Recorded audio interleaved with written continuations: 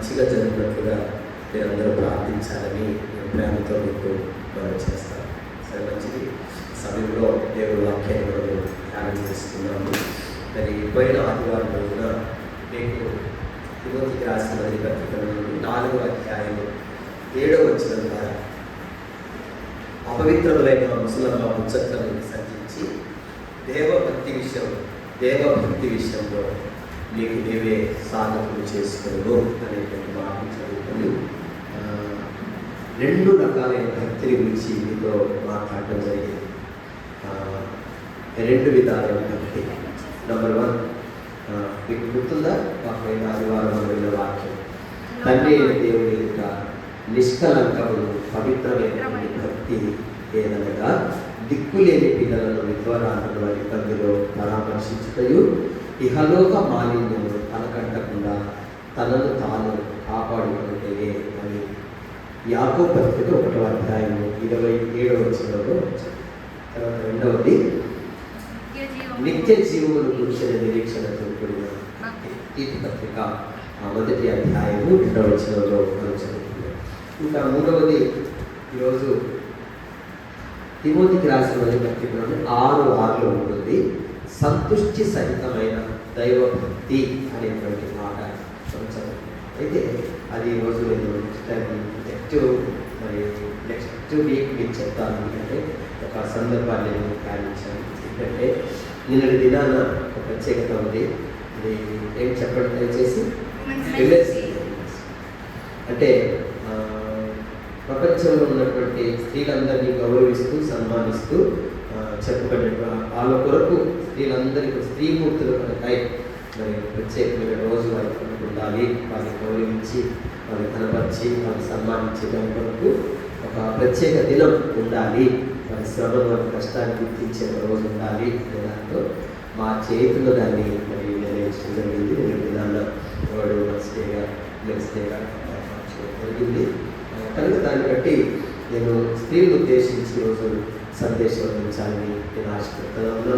మరి నేటిగా అంటే నిన్న దినాల్లో జరిగింది, ఈరోజు సండే కాబట్టి మరి మీ అందరికీ కూడా పోస్ట్ అంటే నిన్న దాన్ని పురస్కరించుకుని మీ అందరికీ నేను ప్రత్యేకంగా మహిళా దినోత్సవ శుభాకాంక్షలు అందరికీ తెలియజేస్తున్నాను. స్త్రీమూర్తులందరికీ వందనం, తల్లికి వందనం అని ఒక పథకం పెట్టాను.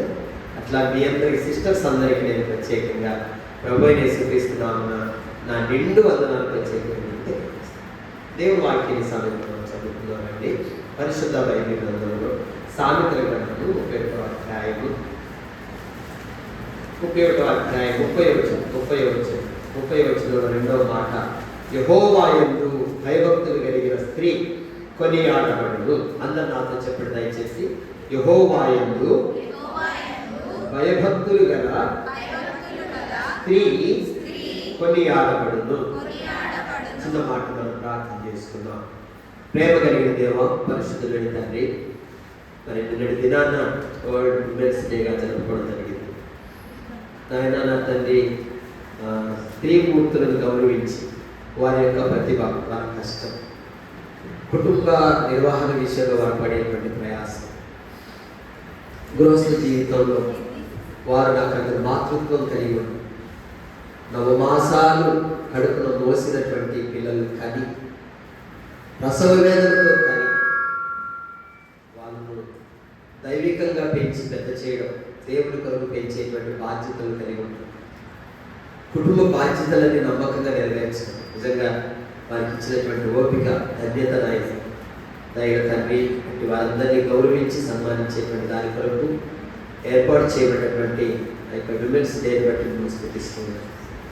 ఈరోజు ప్రభువా దాన్ని పురస్కరించుకొని ఆయన కొద్దిసేపు ఈ వాక్య సందేశం నీ బిడ్డలతో పంచుకుంటుండగా మీరే మాకు తోడే నడిపించి మహిమాఘనతా ప్రభావములను మీరు పొందగలని నిరాశని కనబడకుండా చేసి నిరాశలో నిన్నవి మాకు పెట్టి నాతో మా అందరితో మాట్లాడడం యేసుక్రీస్తు వారి ఉన్నతమైన నామమున ప్రార్థించి వేడుకుంటున్నాము తండ్రి, ఆమేన్. దేవుని బిడ్డలారా, ఇక్కడ మనం చదువుకున్నటువంటి యొక్క వాక్య భాగం నుండి మనం వర్తమానం విన్నాం.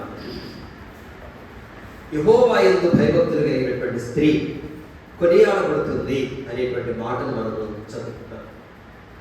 దేవుని బిడ్డలారా, జ్ఞాని అయినటువంటి సొలొమోను తల్లి అయినటువంటి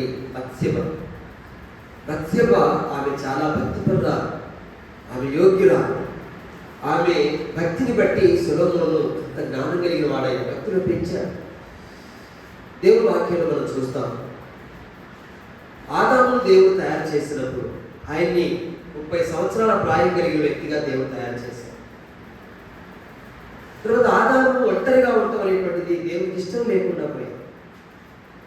దేవుడు తాను చేసినటువంటి సమస్తాన్ని చూచినప్పుడు చాలా మంచిగా ఉంది. నరుడు ఒంటరిగా ఉండడం అనేటువంటిది ఒకటే మంచిదిగా ఆయన కనిపించలేదు. ఆదికాండం 2వ అధ్యాయంలో 18వ వచనంలో మనం మాట చూస్తాం. నరుడు ఒంటరిగా ఉండటం మంచిది కాదు అని దేవుడు చూచాడు. తనకు సాటి అయిన సహాయాన్ని అతని కొరకు చేద్దాం అని దేవుడు అనుకున్న దేవుడు ఆదామునకు ఈ భూమి మీద ఉన్న సమస్త జీవరాశులను రప్పించాడు. తనకు సాటి అయిన సహాయం చేద్దాం అనుకొని వాటన్నిటిని ఏదైనా తనకు సాటి అయిన సహాయం ఉంటుందేమని దేవుడు రప్పించినప్పుడు ఆదాముడికి పేర్లే పెట్టాడు తప్ప ఇది నాకు సాటి అయిన సహాయం అని దేని గురించి చెప్పలేదు. అప్పుడు దేవుడు ఆదాములకు గాఢ నిద్రను కలగచేసి అతని ప్రక్క నుండి ఎముకను తీసి ఒక స్త్రీనిగా నిర్మించి ఆ ఎదుటికి తీసుకుని వచ్చినట్లుగా దేవుడు వాక్యం చూస్తాం. అప్పుడు ఆదాము అంటాడు, నా ఎముకల్లో ఎముక, నా శరీరంలో శరీరం, నా మాంసంలో మాంసము, నా ఎముకల్లో ఎముక, నా మాంసంలో మాంసము, ఇది నరుడిలో నుండి తీయబడింది కనుక నారి అనబడుతుంది, అంటే నాది అనబడుతుందని ఆదాము కరెక్ట్గా ఐడెంటిఫికేషన్ చేశాడు. అంటే దేవుడు హవ్వను తయారు చేసేటప్పుడు బాగా వినండి, ఆమె కాళ్ళ కింద చెప్పులాగా తొక్కబడాలని దేవుడు చూడలేదు, ప్రక్కల నుండి తీశాడు. సాటి అయిన సహాయం అంటే అర్థం ఏంటంటే ఏ విషయంలోనూ పురుషుని కంటే తీసివేయబడకుండా ఉండేది అని అర్థం. సాటి అయిన సహాయం అంటే అర్థం ఏంటంటే ఏ విషయంలోనూ పురుషునికి తక్కువ కాకుండా ఉండేటువంటిది అని అర్థం. నిజంగా అన్ని విషయాల్లో ఆయనతో కూడా ఈక్వల్గా ఉండేటువంటి బిడ్డని అర్థమవుతుందా? దేవుడు బిడ్డారా, స్త్రీని దేవుడు గౌరవించాడు. వాళ్ళు ఎప్పుడు కూడా ఒక కాలు కింద చెప్పులాగా చూడాలని దేవుడు చూడలేదు, చెప్పలేదు. యేసు ప్రభు యొక్క శరీరం, సంఘము యేసు ప్రభు యొక్క శరీరం అయి ఉన్నది. ఎఫెసీయులకు రాసిన పత్రిక 1వ అధ్యాయంలో 23వ వచనంలో మనం చూస్తాం. ఆ సంఘము ఆయన శరీరము సమస్తము నింపుచున్న వారి సంపూర్ణత అయి ఉన్నది అన్నారు. అంటే సంఘము లేకుండా క్రీస్తు సంపూర్ణుడు కాలేడు. ఇప్పుడు తల ఉంది, ఈ శరీరం ఉంటుంది. శరీరము తల ఈ అవయవాలన్నీ కలిసి ఉన్నటువంటి ఒక మనుషుడు, పరిపూర్ణమైన మనుషుడు, హ్యూమన్ బీయింగ్ చెప్తాం. అలాగే ఒక తల ఉండి శరీరం లేకపోతే అన్నిటికీ అది ఒక మనుషుడిగా గుర్తించాం. శరీరం అంతా ఉండి తల లేకపోతే ఒక మనుషుడిగా మనం గుర్తించాం. అన్ని అవయవాలు కలబోసుకుని ఉంటేనే ఒక మనిషిగా, ఒక వ్యక్తిగా, మనం పరిపూర్ణమైన మనుషుడిగా మనం గుర్తించగలుగుతాం. సంఘము లేకుండా క్రీస్తు సంపూర్ణుడు కాలేడు, సంపూర్ణుడు కాదు. ఆయన శిరస్సు, సంఘమును ఆయన శరీరమునకు ఆయనే శిరస్సు అని చెప్పి బైబిల్ రాయబడింది. ఆ సంఘాన్ని గురించి ఎఫెసీ పత్రికలో చెప్పాడు, సమస్తము నింపుచున్నవాడు అంటే యేసుక్రీస్తు. ఆయన యొక్క సంపూర్ణత దేవుని సంఘం.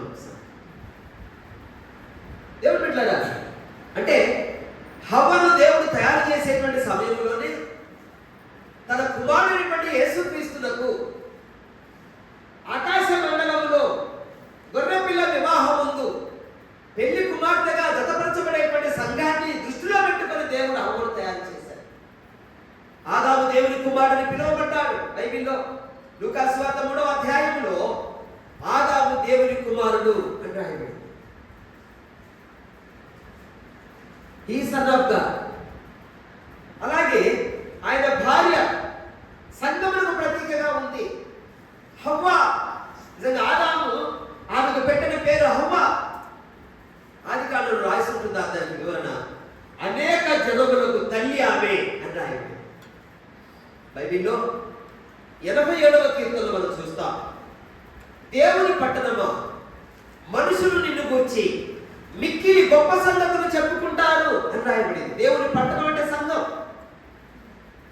ప్రకటన గ్రంథంలో 21వ అధ్యాయంలో 9వ వచనంలో మనం చూస్తాం, ఆ 7 తెగులను చేతిలో పట్టుకున్నటువంటి 7 దూతల్లో ఒకడు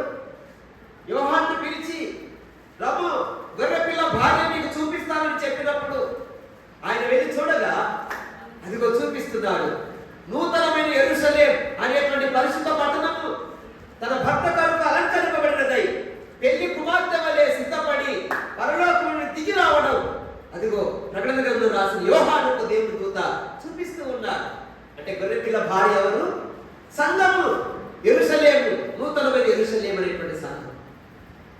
కనుక సంఘాన్ని యెరూషలేమును దేవుని పట్టణం అని పిలువబడింది బైబిల్. దేవుని పట్టణం అంటే యెరూషలేము, సంఘం అని అర్థం. అంటే బాగా వినండి, సంఘం ఎత్తబడిన తర్వాత ప్రియులారా, సంఘం ఎత్తబడిన తర్వాత నూతన ప్రపంచం అనేటువంటి తయారవుతుంది. క్రొత్త భూమి క్రొత్త ఆకాశాన్ని చేస్తాడు ప్రభువైన యేసుక్రీస్తు వారు. సంఘం ఎత్తబడిన తర్వాత ఈ భూమి దీని మీద కూర్చాలని కాలిపోతాయి, పంచభూతములు నిక్కుడములు వేండ్రతో లయమైపోతాయి. అప్పుడు దేవుడే క్రొత్త భూమిని క్రొత్త ఆకాశాన్ని తయారు చేస్తాడు. ఆ నూతన ప్రపంచంలో సంఘము క్రీస్తుతో కలిసి ఆ నూతన ప్రపంచంలో జీవించే దాని కొరకు ఒక జనాంగమును ఉత్పత్తి చేస్తుంది సంఘం. ఆ విషయమే 87వ కీర్తనలో రాయబడింది. దేవుని సంఘం క్రీస్తు యొక్క రక్తం వల్ల సంపాదించబడ్డ సంఘం. క్రీస్తుతో కలిసి ఆయన తన సంఘముతో కాపురం చేస్తాడు, ఆయనతో ఉంటాడు, సంఘముతో ఉంటాడు ఆయన. దేవుడు బిడ్డారా, వారంట సంఘము క్రీస్తు శక్తిని పొందుకున్న వారై నూతన ప్రపంచంలో ఒక జనాభాను సృష్టిస్తారు. బైబిల్ రాసింది, యెహోవా జనముల సంఖ్య రాయించినప్పుడు ప్రతి జనము అక్కడ జన్మించదని అంటారు, అనుకుంటారు అని బైబిల్లో రాయబడింది.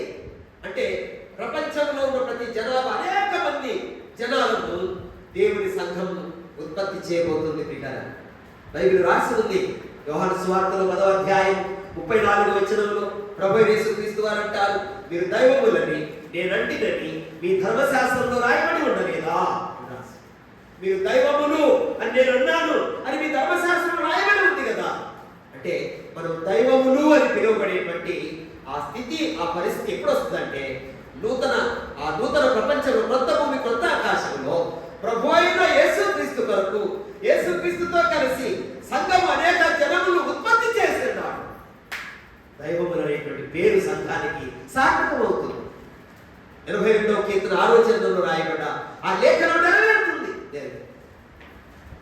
ఈ రోజున మరి స్త్రీకి దేవుడు చాలా గౌరవం ఇచ్చాడు. బైబిల్ రాసి యెహోవా ఆజ్ఞ సెలవిచ్చుచున్నాడు, దాన్ని ప్రకటించు స్త్రీలు గొప్ప సైన్యముగా ఉన్నారని బైబిల్ రాసి.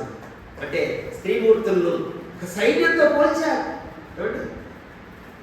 పరమగీతం కావ్యంలో కూడా అంటాడు, సంఘ కన్యకను ఉద్దేశించి ఆయన చెప్పిన మాట, వ్యూహిత సైన్య సమభీకర రూపిణి యొక్క ఈమె ఎవరే, ఎవరు ఈమె అంటే సంఘానికి చెప్పిన మాటది. చాలా మంది ఆడవారు అనేసరికి చాలా మంది ఆ గోంగూరలో పురుగులాగా చూస్తారు, గోంగూరలో పురుగులాగా తీసేస్తారు. దయచేసి చాలా మంది అంటారు, వేస్ట్ నాకంట, నువ్వు దొరకమే నాకు పెద్ద దరిద్రం అంటారు. దేవుడు వింటారా, చాలా తప్పది. నీ శరీరాన్ని అవమానపరుచుకుంటున్నాడు. కొంతమంది భార్యను పడతా, నువ్వు కొడుతున్నావు అంటే అర్థం ఏంటంటే నీ శరీరాన్ని నువ్వు గాయపరుచుకుంటున్నావు అని అర్థం. బైబిల్ చాలా స్పష్టంగా చెప్తుంది, స్త్రీని సన్మానించాలని రాసిన బైబిల్లో. పేతురు రాసిన 2వ మొదటి పత్రిక. దయచేసి మీరు రండి, కొన్ని విషయాలు ఈరోజు స్త్రీని ఉద్దేశించి మాట్లాడదామని నేను ఆశిస్తా ఉన్నాను. పేతురు రాసినటువంటి మొదటి పత్రిక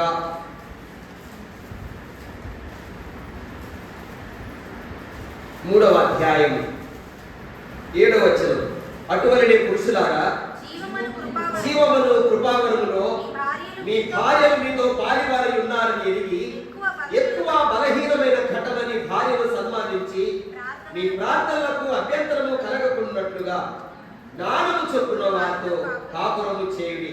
చూడండి, అక్కడ భార్యను సన్మానించి అన్నారు. ఎప్పుడైనా నీ భార్య కష్టం గమనిస్తావా? నిజంగా మరి 9 మాసాలు ఆమె గర్భం దాల్చింది మొదలుకొని. దేవుడు బిడ్డలారా, మరి 9 మాసాలు 9 నెలలు ఆ శిశువుని కడుపులో మోసి పురిటినొప్పులు పడి కడి నిజంగా నెల నిండుతున్నా కొద్దీ ఆ తల్లికి నిద్ర ఉండదు పాపం. ఆ శిశువు పెరుగుతున్నా కొద్దీ ఎటు తిరిగితే అటే అడ్డుతుంటాడు లోపల శిశువు. గ్యాప్ ఉండదు, చాలా అవస్థపడతారు, నిద్ర కాస్తారు. తర్వాత పుట్టిన తర్వాత పిల్లలను రక్తమును 100 రక్తము బొట్లు ఇంకిపోతే ఒక పాలు బొట్టు అయితే తన రక్తాన్ని పాలుగా మార్చి ఆ బిడ్డలకు పాలు పట్టి బతికించుకుంటుంది తల్లి. నిద్ర ఉండదు ఆ తల్లికి. ఆ బిడ్డను పక్క తడుపుతాడు. ఎన్నో రాత్రులు నిద్ర ఉండదు ఆ తల్లికి. కానీ పురిటినొప్పులు పడి బిడ్డను పెంచి పెద్ద చేసేంత వరకు ఆ తల్లికి ఎంతో బాధ ఉంటుంది, నిద్ర ఉండదు. ఆ బిడ్డను పెంచే విషయంలో ఎంత ప్రయాసం ఉంటుంది ఆ తల్లి. ఆ కుటుంబాన్ని ఇల్లు ఉడుచుకునే విషయంలో, మరి ఆ ఇంటి పనంతటిని, వంట పనంతటిని, ఆ పనంతటిని కూడా చేసుకునే విషయంలో ఎంత అలసిపోతారు, ఎంతో ప్రయాసపడుతుంది. దేవుడు బిడ్డారా, ఏనాడైనా వాళ్ళ కష్టాన్ని, వాళ్ళ శ్రమను, వాళ్ళు పడుతున్న బాధలు ఎప్పుడైనా గుర్తిస్తామా? మనం అనేక సార్లు నిష్ఠూరంగా మాట్లాడుతాం. ఏంటి ఘోర, ఏంటి అంత మొత్తం బంగాళాఖాతం దీంట్లోనే ఉంది అంటే కొద్దిగా ఏదో పొరపాటు లేదో కొద్ది ఉప్పెక్కుపోయేసరికి దాని కామెంట్స్ ఏదైనా కొంచెం తొందర మీద ఏదైనా టీ కొంచెం ఏదైనా జరిగితే ఏంటి అసలు ఇది టీయా సూర్ నీళ్ళ, అందరూ ఉంటారు అక్కడ. వాళ్ళ ముందు తక్కువ చేసి అట్లా కొంతమంది వాళ్ళు మాటతో గాయపరిస్తే, వాళ్ళు బాధపడితే సంతోషించేటువంటి వాళ్ళు ఉంటారు. అది భయంకరమైనటువంటి శాడిజం, క్రూయల్ మెంటాలిటీ. నీ జీవం అనే కృపావరంలో నీ భార్య పాలి భావిస్తుంది. ఆమె లేకుండా నువ్వు లేవు. భార్య భర్తలు ఇద్దరు కలిస్తేనే ఒక పురుషుడు సంపూర్ణ పురుషుడు. దేవుడు బిడ్డారా, ఎప్పుడు కూడా స్త్రీలను అవమానపరచాలి. బైబిల్ అలా చెప్పలేదు. బైబిల్ ఎప్పుడు స్త్రీలను అవమానపరచలేదు, స్త్రీలను తృణీకరించలేదు, స్త్రీలను గౌరవించలేదు. దేవుడు బిడ్డారా, మరి మరియమ్మ గారి గురించి, యేసు ప్రభు వారిని నింద మోసి యేసు ప్రభుని కన్నటువంటి మరియమ్మ గారి గురించి బైబిల్ రాసింది. దయాప్రాప్తురాలానికి శుభం అని రాసింది. దేవుడు దూత వచ్చి మాట్లాడాడు, నిజంగా సర్వలోకములో నిన్ను ధన్యురాలంటారు రాసింది. నువ్వు కృప పొందావు, దేవుడు వల్ల నువ్వు ఏం పొందావు? కృప పొందావు. చూడండి, లూకాసు వార్తలోకి రండి, 1వ అధ్యాయంలో దేవుడు దూత మరియమ్మ గారితో మాట్లాడేటువంటి మాట చూస్తాం. రండి, లూకాసు వార్త 1వ అధ్యాయం.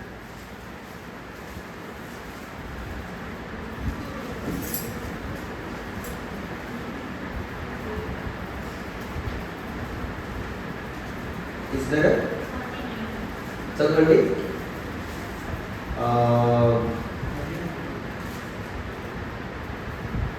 31వ వచనం. ఇదిగో నీవు గర్భము ధరించి కుమారుని కని ఆయనకు యేసు అను పేరు పెట్టుదువు.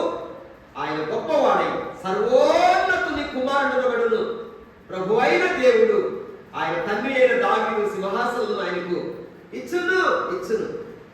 ఆ తర్వాత ఆమె ఎలిజబెత్ దగ్గరికి వెళ్ళింది. మరియమ్మ గారు ఎలిజబెత్ దగ్గరికి వెళ్ళినప్పుడు ఎలిజబెత్ ఆమె గురించి ఏం చెప్పిందో చూడండి. ఇదే అధ్యాయంలో 42వ వచనం. స్త్రీలలో నీవు ఆశీర్వదింపబడిన దానవు, నీ గర్భఫలము ఆశీర్వదింపబడును.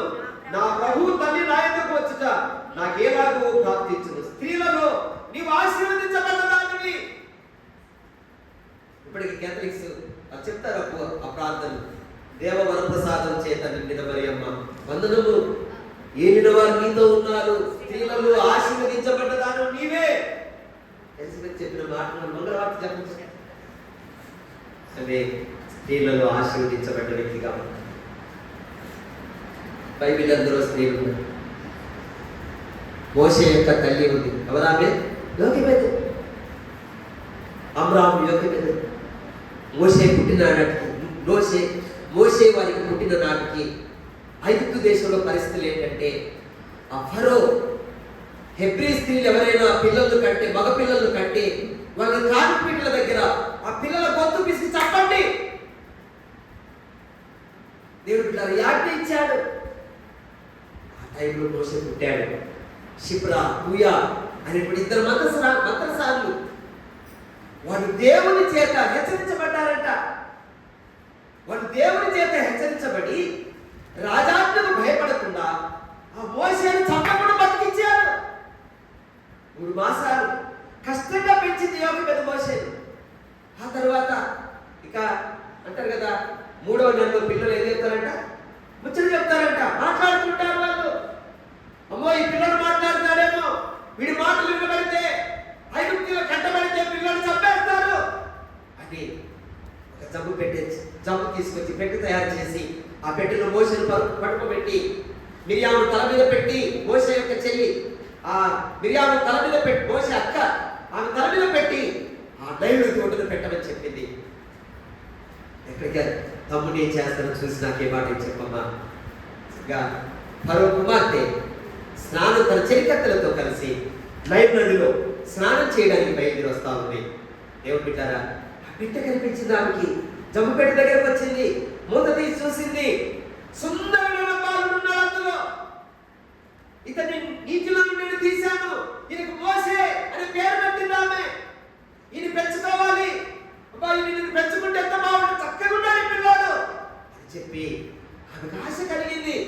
మరి ఎలాగా, నాకు పెళ్లి కాలేదు, నేను ఎట్లా పెంచుకోగలుగుతాను, నేను పాలించి ఎట్లా నేను సాకుకోగలుగుతాను? మిరియాము అన్నది, అమ్మా ఈ పిల్లవాడిని పెంచడానికి హెబ్రీ స్త్రీలలో ఒక దానిని తీసుకొద్దామంటారా? మీరు చెప్తే తెస్తానమ్మా, తీసుకురామ్మా అనగానే యువకుడిని తీసుకుని వచ్చింది మిరియాము. మా తమ్ముడు ఫరో కుమార్తెకి దొరికాడు మా తమ్ముడు, ఆమె పెంచుకోవాలని అనుకుంటుంది, పాలించి పెంచడానికి నిన్ను తీసుకొస్తానన్నాను, నీవు తల్లి అని చెప్పవద్దు అని చెప్పింది. నువ్వు చెప్పొద్దు, వాడు తమ్ముడికి చెప్పొద్దమ్మా, చంపేస్తాడు ఐగుప్తీయులు. వెంటనే యోకవిధి రాగానే ఫరో కుమార్తె మోషేకి తీసి ఆమె చేతుల్లో పెట్టి, ఈ పిల్లవాడిని పాలించి పెంచు, ఈ పిల్లవాడిని తీసుకొని పోయి నా కొరకు పాలించి పెంచు, వీడి పెద్దవాడినప్పుడు నీకు జీతం ఇస్తాను నేను, తెచ్చి పెద్దవి చేసి నాకు అప్పచెప్పు, పాలు పరిచితులకు నాకు అప్పచెప్పు. దేవుడు బిడ్డారా, మోషే ఐగుప్తు యొక్క సకల విద్యలు అభ్యసించినాడు. దేవుడు వాక్యంలో అపొస్తలుల కార్యం 7వ అధ్యాయం 22వ వచనంలో స్టెఫెను మాట్లాడుతుంటాడు. అతడు ఐగుప్తు సకల విద్యలను అభ్యసించి మాటల యందును కార్యముల యందును ప్రవీణుడై ఉన్నాడు. ఐగుప్తు యొక్క సకల విద్యను మోషే ఏం చేశాడట? అంటే ఎంత చదువు చదివి ఉంటాడండి? ఈజిప్ట్ దేశంలో ఎంత చదువు ఉందో ఆ చదువంతా చదివాడు మోషే. అందుకే ధర్మశాస్త్రం రాశాడు మోషే. సకల విద్యలు నేర్చుకున్నాడు, మాటల యందు కార్యముల యందు ఆయన ప్రవీణుడై ఉంటాడు. అయినా దేవుని వాక్యంలో మోషే గురించి రాయబడింది. హెబ్రీ పత్రిక 11వ అధ్యాయం 26వ వచనంలో, విశ్వాసమును బట్టి మోషే పెద్దవాడైనప్పుడు ఐగుప్తు ధనము కంటే క్రీస్తు విషయమైన నింద గొప్ప భాగ్యమని ఎంచుకొని అల్పకాలము పాప భోగం అనుభవించట కంటే దేవుని ప్రజలతో సమాధానం అనుభవించుట మేలు అనుకున్నాడంట. అంతేకాదు, విశ్వాసమును బట్టి ఆయన అదృష్టుడైన వాడిని చూచు. ఆయన అక్కడ రాసి ఉంటుంది, ఫరో కుమార్తె యొక్క కుమారుడు అని అనిపించుకోదట. ఏమన్నాడు? ఒప్పుకోలేదంట. ఆయన విశ్వాసమును బట్టి అదృష్టుడైన వాడిని చూచు ఏమని రాసిందంటే, స్థిర బుద్ధి కలిగిన వాడై ఐగుప్తును విడిచి పారిపోయాడు. 2 మాటలు ఉన్నాయి అక్కడ. ఒకటి ఐగుప్తు ధనము, రెండోది ఫరో కుమార్తె యొక్క కొడుకు అనిపించింది. ఐగుప్తు దేశంలో గొప్ప ధనం ఉంది, ఆ ధనమంతటికి వారసుడు మోషే. అంతేకాదు, ఫరో తర్వాత ఆ సింహాసనం అధిష్ఠించి ఐగుప్తు దేశాన్ని పరిపాలించేటువంటి రాజు అవుతాడు మోషే. అయినా సరే దేవుడు బిడ్డరా, వాటన్నిటిని మోషే తృణీకరించి దేవుని ప్రజల కొరకు శ్రమ అనుభవించడానికి మోషే ఇష్టపడ్డాడు. హల్లెలూయా.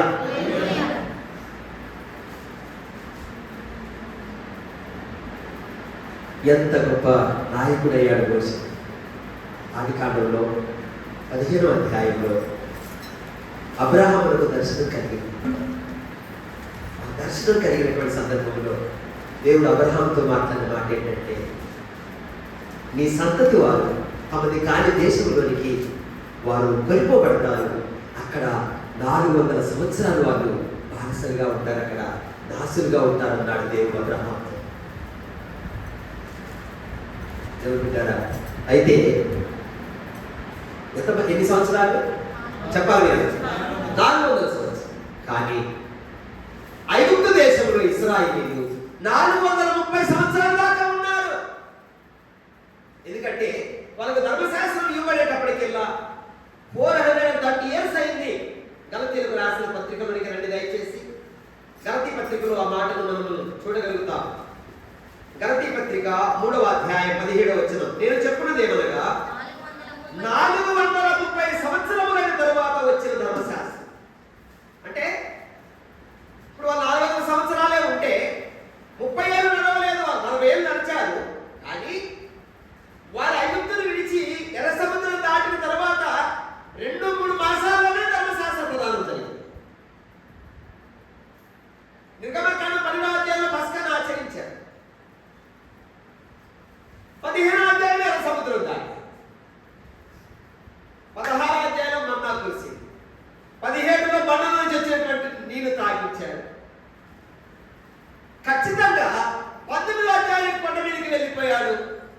ఆ కొండ మీద నుండి దేవుని చేతితో రాయబడినటువంటి ఆజ్ఞలు కలిగిన పలకలను తీసుకుని వస్తాడు. 20వ అధ్యాయంలో 10 కమాండ్మెంట్స్ ఇవ్వబడింది దేవుడు. హల్లెలూయా.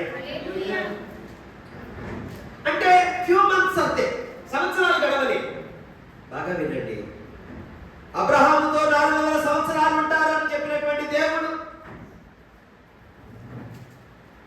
ఆ చెప్పిన మాటకు వేరుగా ఇంకొక 30 సంవత్సరాలు అదనంగా వాళ్ళు ఈజిప్ట్ దేశంలో దేవుడు ఉండడానికి అనుమతించడానికి కారణం ఏంటంటే మోషేను తయారు చేయడానికి దేవుడు అలాగ భావించాడు. హల్లెలూయా. ఒక నాయకుడు కావాలి వాళ్ళకు, ఒకరు కాదు, ఇద్దరు కాదు, 30 లక్షల మంది వాళ్ళు, ఇంచుమించు 30 లక్షల మంది ప్రజలు ఇశ్రాయేలు. ఆ 30 లక్షల మందిని 40 సంవత్సరాలు అరణ్యములో నడిపించే ఒక నాయకుడి కోసం దేవుడు వారి 30 ఏళ్ళు అదనంగా ఉంచాడు. ఆ తర్వాత దేవుడు మోషేను పంపిస్తాడు మండుచున్న పొదలో. నిర్గమకాండ 3వ అధ్యాయంలో ఆ హోరేబు కొండ పైన మండుచున్న పొదలో మోషేకు ప్రత్యక్షమైన అప్పటికి ఆ 40 సంవత్సరాల కాలం ఇత్రో మామ ఆ రఘుయేలు విద్యార్థుడైనటువంటి ఇత్రో అనబడినటువంటి తన మామగారి యొక్క మందను మేపడంలో కాయడంలో 40 ఏళ్ళు ట్రైనింగ్ తీసుకున్నాడు మోషే. ఇశ్రాయేలీయులను అరణ్య ప్రయాణంలో నడిపించడానికి ఐగుప్తులో తాను నేర్చుకున్నటువంటి సకల విద్యలు ఏమీ ఉపయోగపడలేదు మోషే. దేవుడు ఆ గొర్రెలను కాయడంలో, మేపడంలో, కాయడంలో 40 ఏళ్ళు దేవుడు తరబీదిచ్చి ప్రజలైన వారిని మందలాగా నడిపించడానికి ఇష్టపడ్డాడు. 21 కీర్తన 1వ వచనంలో రాయబడింది, ఇశ్రాయేలులకు కాపరి మందవలే యోసేపును నడిపించువాడా. అంటే తన ప్రజలైన వారిని దేవుడు ఎలా నడిపించాడు? మందలాగా నడిపించాడు. అంటే మందలాగా నడిపించడం, మందను కాచేటువంటి ఎక్స్పీరియన్స్ ఉంటేనే కదా నడిపించగలుగుతాడు. కనుక 40 ఏళ్ళు దేవుడు ట్రైనింగ్ ఇచ్చాడు. 80 సంవత్సరాలప్పుడు మోషేని దేవుడు పిలిచాడు, 40 ఏళ్ళు నడిపించాడు. 120 సంవత్సరాలకు మోషే దేవుడు అంత గొప్ప నాయకుడు, అంత గొప్ప నాయకుడిగా మోషే అనుమతించుకోవడానికి కారణం ఎవరో తెలుసా? యోకెబెదు. చెప్పండి, ఎవరు కారణం? తన కొడుకు పాలించేటప్పుడే ఉగ్గు పాలలోనే రంగరించి పోసింది. నాయనా, అయ్యా కొడుకా, అయ్యా నీ ప్రజలైన వారు ఈజిప్ట్ దేశంలో బానిసలుగా ఉన్నారా? వాళ్ళు దాస్యంలో ఉన్నారా? ఐగుప్తీయులు పనుల్లో వాళ్ళు కష్టపెడుతున్నారయ్యా. వాళ్ళే గట్టి తెచ్చుకొని ఎండబెట్టుకొని ఆ మట్టి తొక్కి ఇటుకలు తయారు చేసి వాటిని కాల్చి ఐగుప్తీయులకు ఇవ్వాల్సి వస్తుందిరా. చాకిరి, వెట్టి చాకిరి చేస్తున్నారా? భయంకర బానిసలుగా ఉన్నారయ్యా. ఒకరు కాదు, ఇద్దరు కాదు, లక్షలాది మంది ప్రజలయ్యా. ఎన్నో సంవత్సరాల నుండి, ఎన్నో ఏళ్ల నుండి నీ ప్రజలు బానిసలుగా ఐగుప్తులో మగ్గిపోతున్నారు. నాయన, నువ్వు పెరిగి పెద్దలు అయిన తర్వాత నీ జనులందరినీ కూడా, నీ ప్రజలందరినీ కూడా ఐగుప్తులను విడిపించి వారు నడిపించే నాయకుడు కావాలి నువ్వు. ఏమి ఉపదేశం! ఆ మాటలు అలా చెప్పుకుంటూ పెంచింది యోకెబెదు. నాయకుడయ్యాడు మోషే. హల్లెలూయా. తీసుకున్న ఆత్మ నియమము ద్వారా ఐగుప్తు పాపపు భోగము వినచి దేవుని ప్రజలతో శ్రమయే చేరది. ఐగుప్తు పాపపు భోగము వినచి దేవుని ప్రజలతో శ్రమయే చేరది. మోషే వలె పదము సాగిపో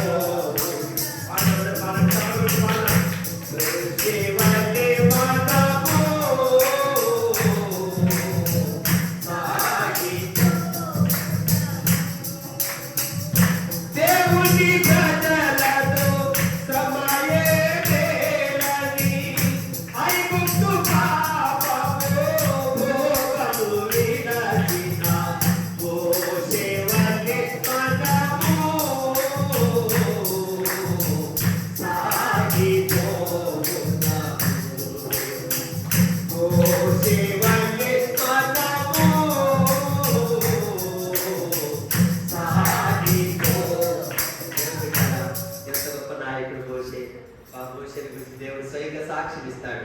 సంఖ్యాకాండం 12వ అధ్యాయం 7వ వచనంలో చూస్తాం. మోషే భూమి మీద ఉన్న వారందరిలో మిక్కిలి సాత్వికుడు. మోషే నా ఇల్లంతటిలో నమ్మకమైన వాడు. మోషే భూమి మీద ఉన్న వారందరిలో మిక్కిలి సాత్వికుడు.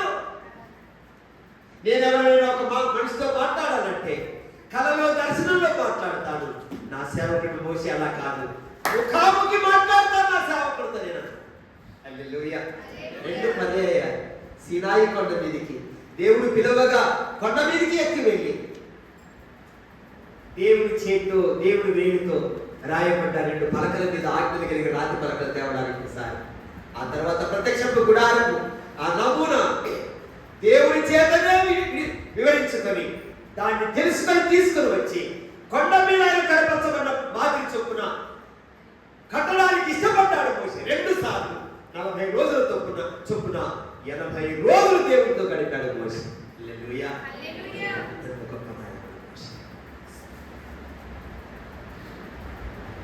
అలాంటి మోషే తయారు కావడానికి చెప్పండి ఎవరి కారణం? 99వ కీర్తన 6వ వచనం. 99వ కీర్తన ఆయన యాజకులలో మోషే అహరోనులు ఉండేది. ఆయనకు ఆయన నామమును బట్టి ప్రార్థన చేయవారు సమూయేలు ఉండెను. హల్లెలూయా. ఎవరు ఉండెను? ఆయన నామమును బట్టి ప్రార్థన చేయవారు సమూయేలు. సమూయేలు పుట్టిన కాలంలో ఉన్నటువంటి కాల పరిస్థితి, అక్కడ మందిరంలో ఉన్న పరిస్థితి. షిలోహులో మందిరం ఉండేది ఆ రోజుల్లో. ఏలీ ప్రధాన యాజకుడిగా ఉన్నాడు. మంద దృష్టి వచ్చింది ఆయన పిల్లలు పాడైపోయారు. పొక్ని పీనహాసులు బాగా చెడిపోయారు. వాళ్ళు దేవుని నిబంధన మందసం ఫిలిస్తీన్ల చేతిలో చిక్కుబడిపోయారు. ప్రభావము దేవుని ప్రజలు విడిచిపెట్టి వెళ్ళిపోయారు. అలాంటి పరిస్థితుల్లో ముందుగా హన్నా షిలోహు మందిరంలోకి వచ్చి ప్రార్థన చేసి, ఎల్కానా భార్య రామా పట్టణానికి చెందినవారు. ఎల్కానాతో ప్రేమించాడు ఆ హన్నా. ఆమె పిల్లలు లేదు. పెనిన్నా అనేటువంటి ఆమె పెళ్లి చేస్తుంది. ఆమె సంతానం కలిగింది.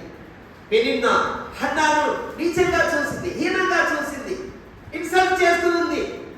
తనకు సంతానం కలిగి ఆమె కలగపోయేసరికి ఆమెను అసహించుకునేటువంటి స్థితి ఉంది.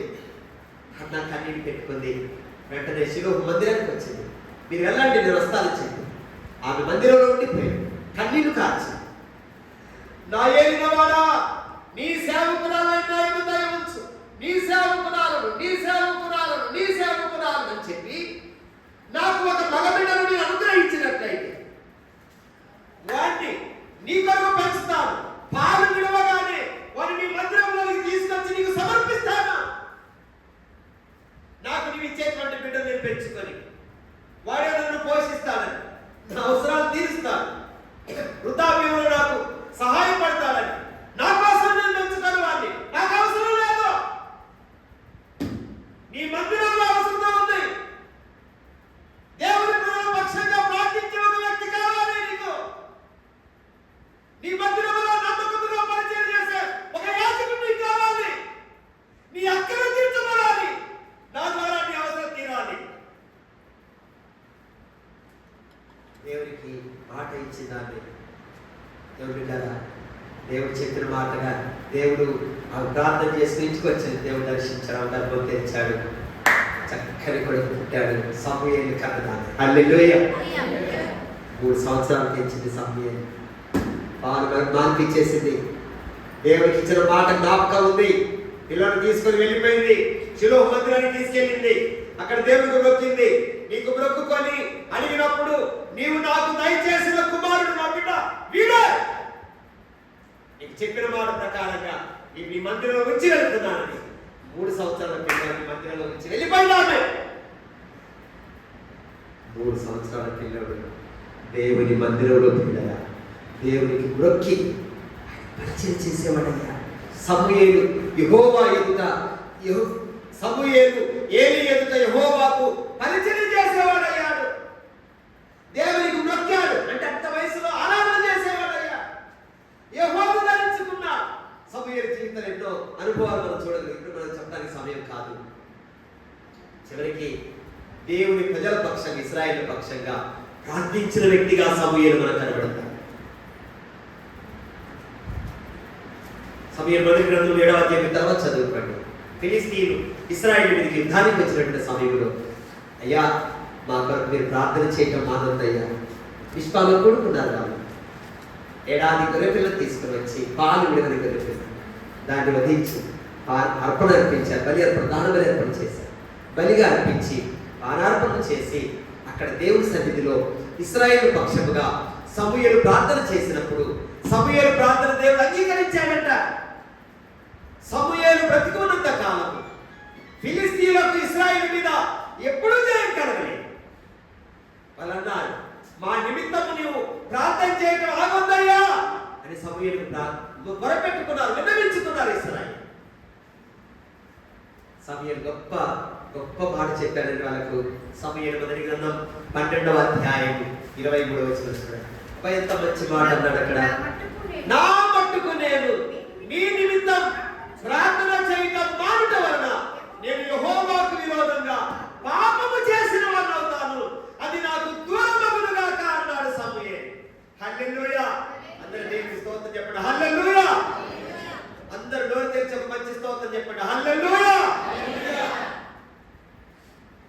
ఎంత ప్రార్థన జీవితం సమూయేలు. నా మట్టుకు నేను మీ నిమిత్తం ప్రార్థన చేయటం మానేస్తే నేను యెహోవాకు విరోధంగా పాపం చేసిన వాడిని అవుతాను, అది నాకు దూరమైపోనుగాక అన్నాడు సమూయేలు. సమూయేలు గొప్ప ప్రార్థన పరుడు, ఎంతో ప్రార్థన చేశారు. రాజుగా మాకు ఒక మనిషిని ఏర్పాటు చేయబడిన సందర్భంలో ప్రార్థించాడు సమూయేలు. ఆ తర్వాత నేను సౌలు నా ఆజ్ఞను అతిక్రమించి, నా ఆజ్ఞను మరి అనుసరించకుండా అతిక్రమించి నా ఆజ్ఞను మీరి ప్రవర్తించాడయ్యా అని చెప్పి సమూయేలు దగ్గరికి వచ్చి దేవుడు చెప్పుకుంటే కోపావేశంతో ఒక రాత్రి అంతా ప్రార్థించాడు సమూయేలు. ఎంతో ప్రార్థన పరుడుగా సమూయేలు అంటాడు. అంత ప్రార్థన సమూయేలు ఎక్కడి నుంచి వచ్చిందండి? హన్నా చేసిన ప్రార్థన తన కొడుకులోకి వచ్చింది. హన్నా గొప్ప ప్రార్థన పరురాలు. నీ జీవితంలో నువ్వు కూడా ప్రార్థన చేయగలిగితే నిన్ను బట్టి నీ పిల్లలు కూడా ప్రార్థన పరులు అవుతారు. జాన్ వెస్లీ తల్లి సూసన్నా పేరు, 19 మంది సంతానం ఆమెకి. పెద్ద కుమారుడు జాన్ వెస్లీ, 15వ వాడు చార్లెస్ వెస్లీ. ఆ 19 మందికి ఆమె స్నానం చేయించి వాళ్ళకి బట్టలు కట్టి అన్నం పెట్టి వాళ్ళందరినీ పడుకోబెట్టిన తర్వాత ఆమె చేసేదంట ఆ తల్లి ఒక్కొక్కడి పడక దగ్గరికి వెళ్ళి ఆ పిల్లడు తల మీద చేతులు ఇచ్చి ప్రార్థించేదంట. ప్రభువా, మీరు నాకు ఇచ్చినటువంటి బిడ్డలు ప్రభువా గొప్ప చేయనైనా మీ సేవకుడుగా చేయండి, పిల్లలు వాడుకోండి, మీరు గొప్ప వాళ్ళు కావాలి, మీకు మహిమ తెచ్చే వాళ్ళు కావాలయ్యా అని ఆ పిల్లల కోసం ప్రార్థించిందంట. తెల్లవారు దాకా ప్రార్థించేదంట. 19 మంది కోసం ప్రార్థన.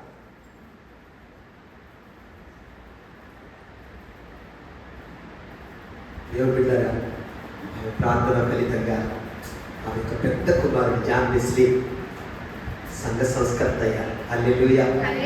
మార్టిన్ లూథర్ తర్వాత దేవుని సంఘాన్ని సంస్కరించినటువంటి సంఘ సంస్కర్త జాన్ వెస్లీ. గుర్రం మీద ప్రయాణం చేసి కొన్ని వేల కిలోమీటర్లు ప్రయాణం చేసి సేవ చేసేటువంటి గొప్ప మిషనరీ. తెల్లవారుజాము 4ంటికి లేచేవాడంట జాన్ వెస్లీ.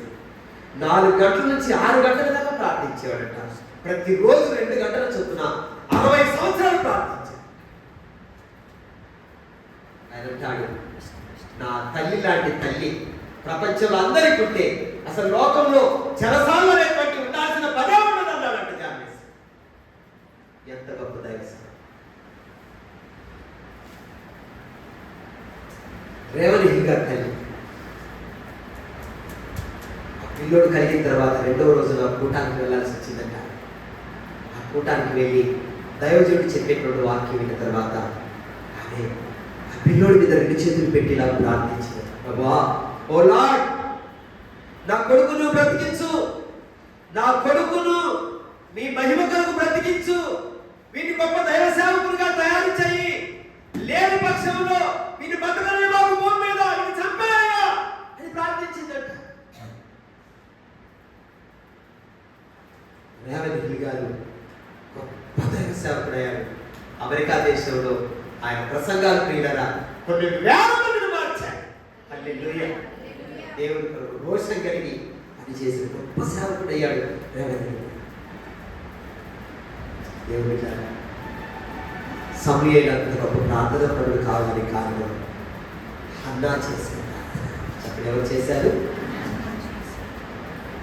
బైబిల్లో లబ్బీదోతు భార్య దెబోరా మస్తకి వృక్షం కింద కూర్చొని ఆమె ప్రవక్త్రిగా ఇశ్రాయేలుల మధ్య న్యాయాధిపతిగా ఉండి పనిచేసింది బైబిల్ రాసి ఉంది. కొత్త నిబంధనలో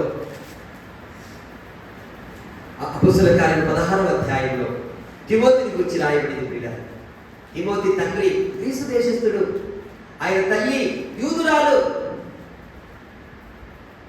యూదుల యొక్క సంప్రదాయం ఏంటంటే వాళ్ళకు పుట్టినటువంటి పిల్లలు మగపిల్ల వాళ్ళు పుట్టితే 12 సంవత్సరాల వయసు వచ్చేటప్పటికెల్లా ఆ పిల్లోడికి ధర్మశాస్త్రం అంతా నేర్పిస్తారు. వాళ్ళు 12 సంవత్సరాల ప్రాయం వచ్చేటప్పటికెల్లా ఆ 12 ఏళ్ళకెల్లా ధర్మశాస్త్రం అంతా కంఠపాఠం చేపిస్తారు. అందుకే యేసు ప్రభు వారు చూడండి 12 సంవత్సరాలు ఈడు వచ్చేటప్పటికెల్లా లూకా సువార్త 2వ అధ్యాయంలో మనం చూస్తాం 49వ వచనంలో, మీరేలా నన్ను వెతుకుతున్నారు, నేను నా తండ్రి పనుల మీద ఉండాలని మీకు తెలియదా? ఆయనంట యెరూషలేము దేవాలయంలో కూర్చొని శాస్త్రులతో పరిసేయులతో ఆయన తర్కిస్తూ ఉంటేనంట వాళ్ళు ఆశ్చర్యపోయారు. ఇంత చిన్న పిల్లవాడికి ఇంత జ్ఞానం లేకుండా వచ్చింది అసలు. దేవుడు బిడ్డలారా, తిమోతి బాల్యములో నుండే లేఖనాలను బాగా తెలుసుకున్నటువంటి వ్యక్తి. ఎందుకంటే తిమోతి తల్లి ఎవరామె?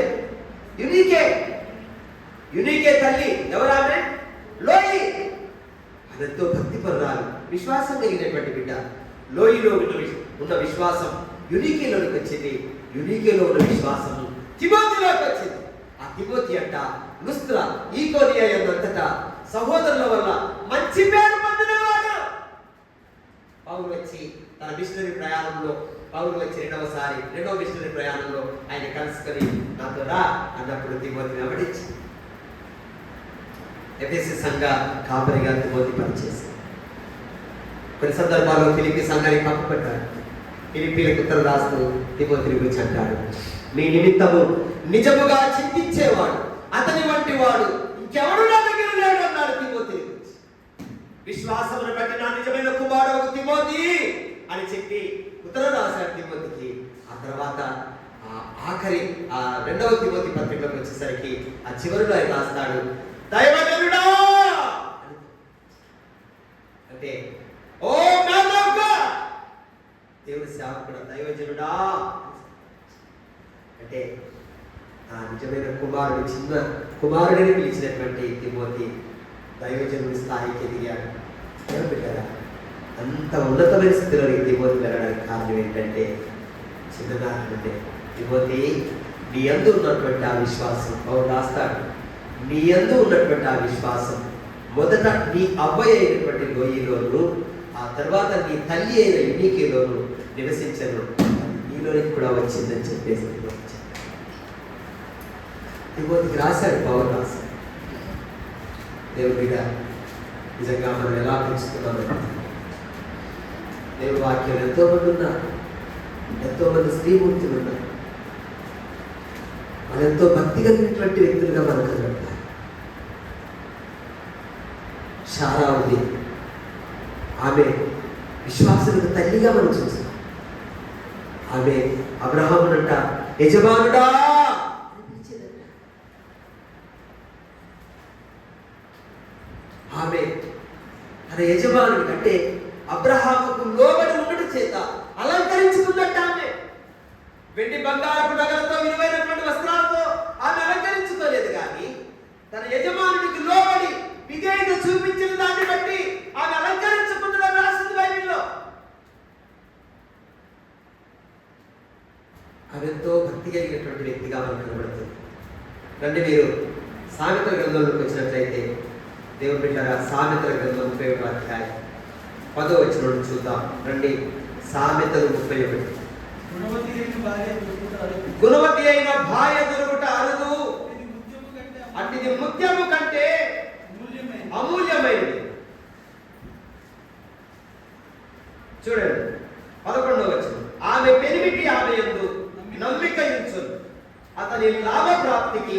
వెలితి కలగదు.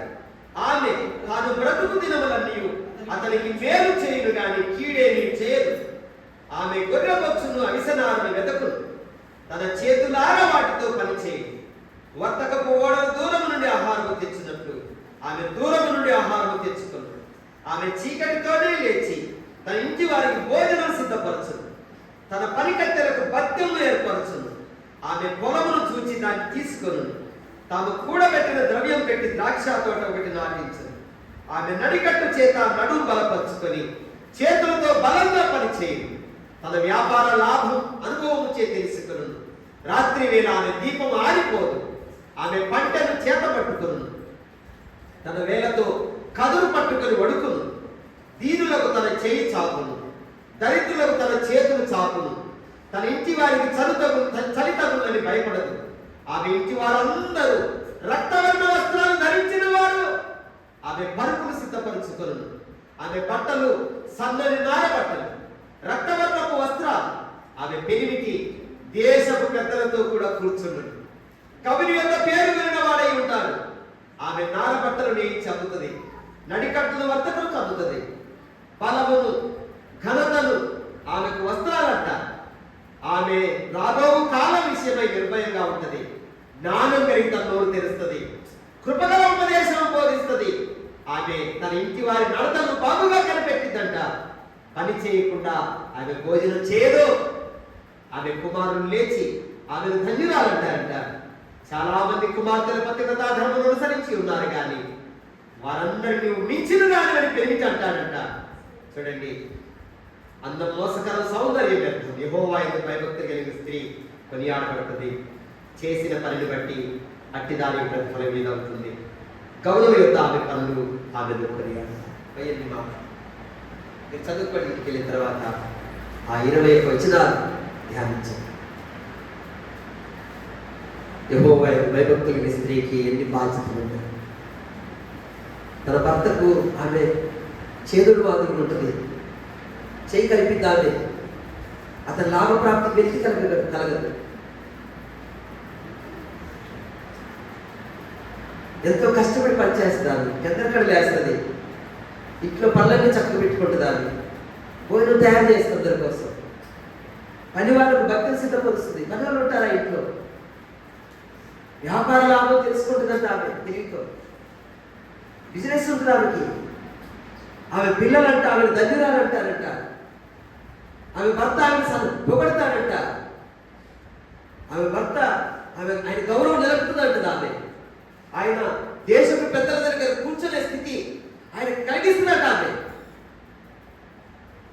దేవుడి బిడ్డలారా, ఈ హృదయాలు పరీక్షించుకోండి. ఎన్ని బాధ్యతలు మీ మీద ఉన్నాయి. భర్తను మారుమనసు పొందకుండా రక్షణ భర్త ఉంటే ఆయన మార్చుకునే బాధ్యత నీ మీదనే ఉంది. అబిగయిలు చూడు, నాబాలు భార్య అబిగయి. దావీదు సౌలుతో తరమబడ్డ కాలమందు నాబాలు మందలు అడవిలో ఉండగా తన పని వాళ్ళతో కలిసి వన్య మృగాలకు ఆహారం కాకుండా, దొంగలు వాటిని ఎత్తుకుని పోకుండా రాత్రి పగలు ఆహారం కాసి నాబాలు మందను కాపాడాడు దావీదు. ఒక పండుగ సమయంలో తన పని వాళ్ళని పంపించి, అయ్యా నీ మందరు ఇంతగా మేము కాపాడాము, పండుగ సమయంలో మా యజమానుడు దావీదు మీ ఎదుగు పంపించాడు, నీకు ఇష్టమైతే మందరుడు ఏదైనా మాకు ఇచ్చి పంపమని అడిగాడండి అంటే, నాబాలంటాడు, యెష్షయి ఎవడు, దావీదెవడు, యెష్షయి కొడుకెవడు, తమ యజమాను దగ్గర పారిపోయినటువంటి వాళ్ళందరికీ నా కష్టాయితుని ఇవ్వాలా? ఎవడు వాడు అసలు? అవసరం లేదు గెట్టావు. నాబాలు తిరస్కరించి, దావీదు పంపిన మనుషులు తిరస్కరించి, తృణీకరించి, చీవాట్లు పెట్టి అవమానం చేశారు. ఎంతో దుఃఖం దావీదు దగ్గర. అయ్యా నాబాలు ఇంకా మాట్లాడాడు, ఇలాగ ప్రవర్తించి రాత్రి పగలు నిద్రాహారాన్ని విడిచిపెట్టి ఆయన మందన కాసాం. నిజంగా మనమే అలా చూడకపోతే అయిపోయి అన్ని చచ్చిపోయి ఉండాలి, పోగొట్టుకుని ఉండేవాడు మందను. ఇంత ప్రయాసపడితే దాని కోపం వచ్చి ఖడ్గం తీసుకుని బయలుదేరాడు. రేపు ఈ వేళకు నాబాలు ఇంటిలో మగవాడు ఒక్కడైనా బ్రతికి ఉంటే యెహోవా నాకు కీడు కల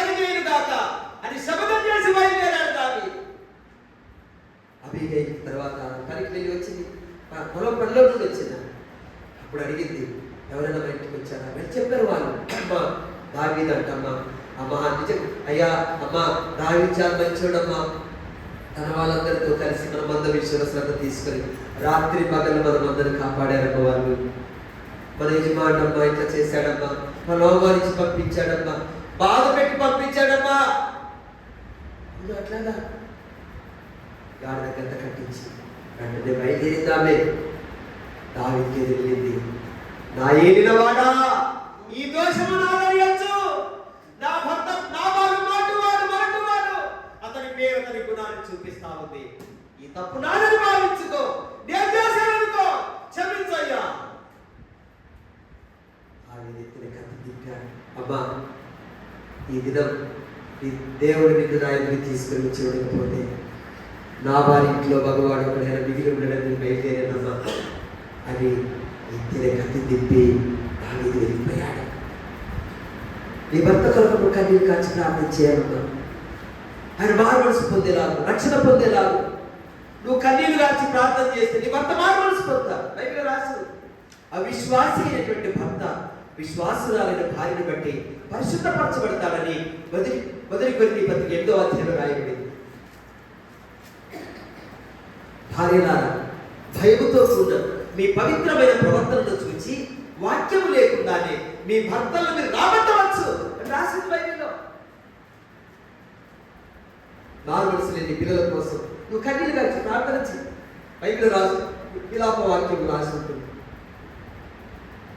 రేయి మొదటి జామున లేచి నీళ్లు కుమ్మరించినట్లుగా నీవు కుమ్మరించుకుని ప్రార్థన చేయి.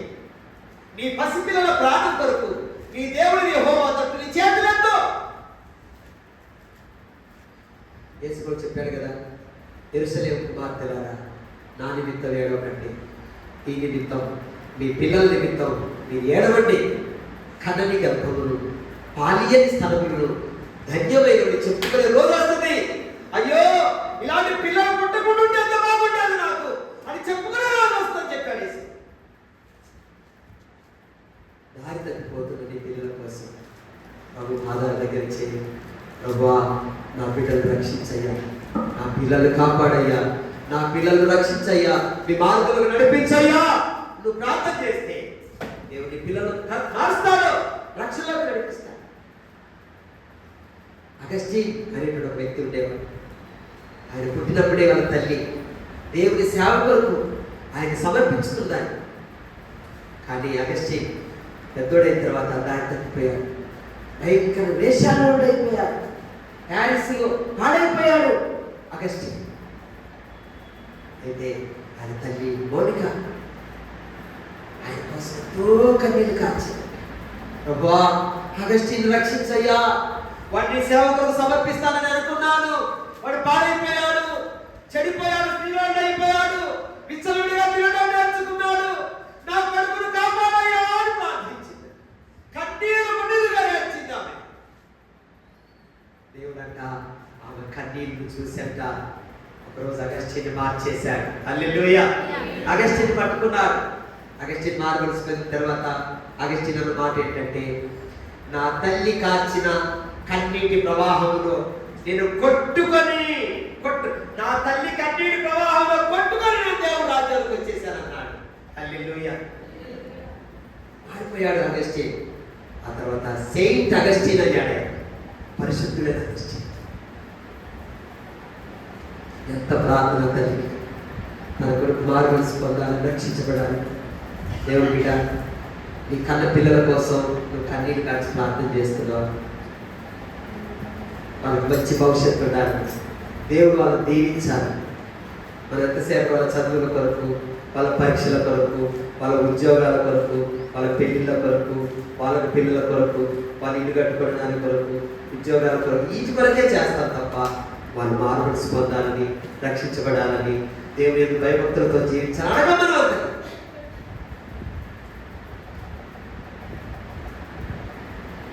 మొదటిగా ఆయన రాజ్యాన్ని నీతిని మొదలైన కాదు, మన పిల్లలు మారుమనసు పొందాలని మనం ప్రార్థించాలి. దేవుని బిడ్డలారా, బైబిల్ ఎందరో స్త్రీలు భక్తి కలిగినటువంటి స్త్రీలు ప్రార్థనా పరులైనటువంటి స్త్రీలు. కొత్త నిబంధనలో పిల్లలు ప్రభువైన యేసుక్రీస్తు అనే పునరుద్ధాన సత్యాన్ని లోకానికి మొట్టమొదటి ప్రకటించింది స్త్రీలే. మగ్దలీనే మరియ ఆ సమాధి దగ్గర ఆమె ఆదివారం ఇంకా చీకటిగా ఉండగానే పెద్దలకడ లేచి సమాధి దగ్గరికి వెళ్ళి వెతుకుతా ఉంది. కనబడకపోయేసరికి ఏడుస్తా ఉంది. ఆమె ఏడుస్తా ఉంది, నా ప్రభు ఎవరో ఎత్తుకొని పోయారు. ఆమె ప్రభు కనబడకపోయేసరికి ఏడుస్తా ఉంది. ఆమె యేసు ప్రభు కనపడ్డారు. తోటమాలి అనుకుందంట, తోట కాపలాదారు అనుకుందంట. అయ్యా, నా ప్రభును ఎవరో ఎత్తుకొని పోయారయ్యా, నీ కనబడితే చెప్పయ్యా, నేను ఆయన మోసుకుని వెళ్తానయ్యా. నేను యేసు ప్రభు అన్నమాట, మరియా. వెంటనే ఆ స్వరం గుర్తుపట్టింది, రబ్బోని, బోధకుడా. అడ్డుకోవద్దమ్మా, నేను ఇంకా తండ్రి దగ్గరికి ఎక్కిపోలేదు. ఎందుకంటే ఆమె రక్తమాంసములు పాలివాలై ఆమె రక్తమాంసములతో ఉంది, ఆయన మహిమ శరీరంతో ఉన్నాడు. అడ్డుకోకూడదు. నేను తండ్రి దగ్గరికి ఎక్కి వెళ్ళి వస్తాను. దేవుడి బిడ్డలారా, ఆ తర్వాత ఇదిగో మీరు త్వరగా వెళ్ళి గల్లీకి వెళ్ళి పేతురు యోహాను వాళ్ళకి చెప్పండి, ఆయన ఇక్కడ లేడని చెప్పండి, నేను లేచానని సంగతి వాళ్ళకి చెప్పండి అని చెప్తే మొట్టమొదట యేసయ్య మరణం నుండి తిరిగి లేచాడు. పునరుద్ధాన సత్యాన్ని శిష్యులకు తెలియజేస్తున్నటువంటి వాళ్ళు స్త్రీలే. చెప్పండి, ఎవరు వాళ్ళు? కేంద్రీయలో ఒక స్త్రీ ఉంది, బైబిల్ రాసింది. కేంద్రీయలో సంఘ పరిచారకురాలు వీళ్ళకు వందనాలు చెప్పండి. రోమాపత్రిక 16వ అధ్యాయం రాస్తూ పౌలు ఎందరో పేర్లు, ఎన్ని పేర్లు ఉంటాయి అందులో, మొట్టమొదటి పేరు దీనికి ఇచ్చాడు. ఎందుకంటే సంఘంలో పరిచయం చేసిందంట. చెప్పండి, ఏం చేస్తున్నామే? యేసయ్య భూమి జీవించిన యేసయ్య పుట్టినటువంటి కాలంలో కూడా ఆషేరు గోత్రీకుల పనుయేలు కుమార్తె ప్రవక్త్రి అన్న 7 సంవత్సరాల పెరుగుతో సంసారం చేసి 84 సంవత్సరాల విధవరాలుగా ఉండి దేవాలయాన్ని విడిచిపెట్టకుండా రాత్రి పగలు ఉపవాస ప్రార్థన చేసినారు. ప్రభువైన యేసుక్రీస్తు వారిని 8వ రోజు సున్నతి చేసేదాని కొరకు యెరూషలేము దేవాలయానికి తీసుకొచ్చినప్పుడు ఆమె ఆ పిల్లవాడిని చూసిందాన్ని కళ్ళారా చూసింది.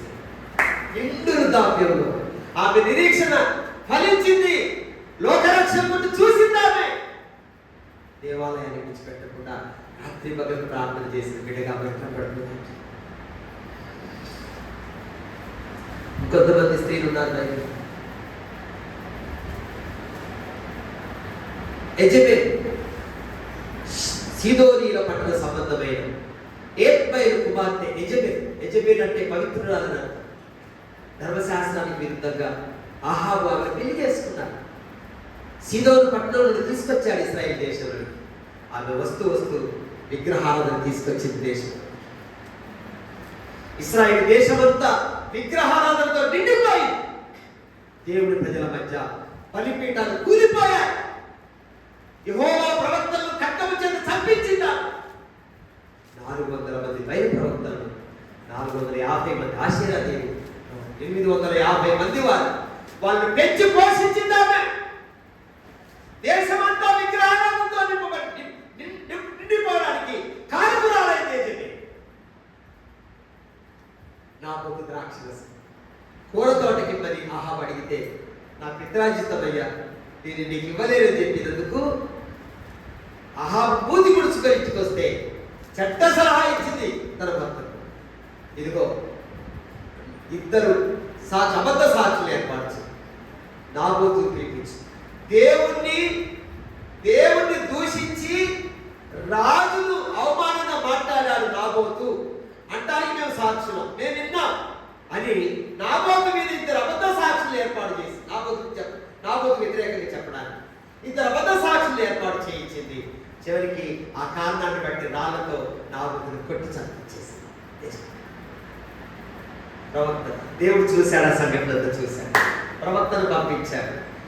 ఏ స్థలమందైతే నాబోతు రక్తమును కుక్కలు నాటాయో అదే స్థలములో ఆహాబు అతని కుటుంబీకుల సంబంధుల రక్తమును కుక్కలు నాటుతాయండి. యెజబెలు ఆమె జీవితం ఎలా ముగిసిపోయి చెప్పండి. యెహోవా గుర్రం మీద బయలుదేరి వస్తుండగా ఆమె రంగులు వేసుకుంది. జిమ్మిని వంటి వాడా, పరాక్రమము కలిగిన వాడా, కవిస్తూ మాట్లాడుతుంది యెహోవా చూసి. వెంటనే యెహోవా అన్నాడు, నా పక్షముగా అక్కడ నిలిచిన వారు ఎవరైనా ఉన్నారా? ఎస్, మేము ఉన్నామంటే దాన్ని పడతానికి కిందికి. వెంటనే వాళ్ళు యెజబెలు పట్టి ఇసిరిపట్టారు. పెద్ద అంతస్తు రాజభవనం నుంచి కింద పడిపోయింది. తల పగిలిపోయింది, రక్తం పడుగులో పడిపోయింది. యెహోవా వచ్చేసాడు. తాను ఎక్కి వచ్చినటువంటి ఆ గుర్రంతో ఆమె తొక్కించేశాడు. జుజ్జు అయిపోయింది ఆ గుర్ర కాల కింద. ఆయన అంతఃపురంలోకి వెళ్ళిపోయాడు. అయితే ఆమె రాజకుమార్తె కనుక ఆమె అధికార లాంఛనాలతో ఆమె సమాధి చేయాలి అని చెప్పి అనగానే వచ్చి చూడగానే ఆమె తల చేతులు తప్ప ఇంకేం లేదు. కుక్కలు తినేసాడు. మనుషుడు ఏ విత్తాడదే పంట. దేవుడు బిడ్డలారా, యెజబెలు దేవుని ఇశ్రాయేలు దేశమంతా కూడా భయంకర విగ్రహారాధనతో నిండిపోవడానికి కారణాలైంది యెజబెలు. జెరెషు హామాను యొక్క భార్య మొర్దెకై విషయంలో చెప్పినప్పుడు ఆమె స్నేహితులు ఆయనకి ఇచ్చిన సహాయం ఏంటంటే, మీకేం బాధ లేదండి, 50 మూరలు ఎత్తుగలిగినటువంటి గొరిపోయి తయారు చేయించండి. రేపు ప్రొద్దుకే రాజుగారి దగ్గరికి వెళ్ళి మొర్దెకై దాని మీద ఉరిదీయవచ్చని చెప్పి మీరు చెప్పండి, రాజు చెప్తే వింటారు, మీరు చెప్తే వింటారు కదా, అక్కడ చేయించండి. చేయించిన పై ఎవరు పడ్డారు? తన భర్తే. ఎవరి కొరకైతే ఆమెపై చేయించబడిందో ఆ మొర్దెకై వేలాడలేదు, కానీ ఎవరు ఆ పొయ్యిని చేయించారు దాని మీద చేయించిన వేలాడ. అతల్య ఉంది బైబిల్లో. అతల్య బైబిల్ రాసిన మాట ఏంటి తెలుసా? తన పిల్లలంట దుర్మార్గంగా పెంచిందంట. అతన్ని ఎలా పెంచిందంటే, తన కన్న పిల్లలు ఎవరైతే ఉన్నారో వాళ్ళు దుర్మార్గంగా ఉండడానికి ఆమె పెంచినట్లుగా దేవుని వాక్యంలో మనం చూస్తాం. అంటే చిన్నప్పటి నుండి ఆ పిల్లలను క్రూయల్ మెంటాలిటీతో పెంచింది. చాలా విచ్చలవిడిగా పెంచేసి